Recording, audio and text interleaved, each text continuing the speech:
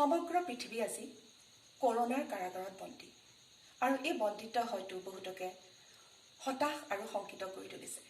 কিন্তু আমি হতাশ নহয় এই গৃহবন্দী কালতে প্ৰত্যেকে নিজৰ নিজৰ কামত নিবৃত্ত হৈ থাকি সামাজিক দূৰত্বৰ নিয়মসমূহ পালন কৰিব লাগিব। লগতে চৰকাৰৰ স্বাস্থ্য বিভাগে দিয়া নীতি নিৰ্দেশনাসমূহ অতি নিষ্ঠাৰে পালন কৰি আমি নিজৰ লগতে সমাজখনকো সুৰক্ষিত কৰোৱা হওক। গতিকে আহক ৰাইজ, এই জটিল সন্ধিক্ষণত আমি সকলোৱে একগোট হৈ এই মহামাৰীৰ বিৰুদ্ধে যুঁজ দিওঁ।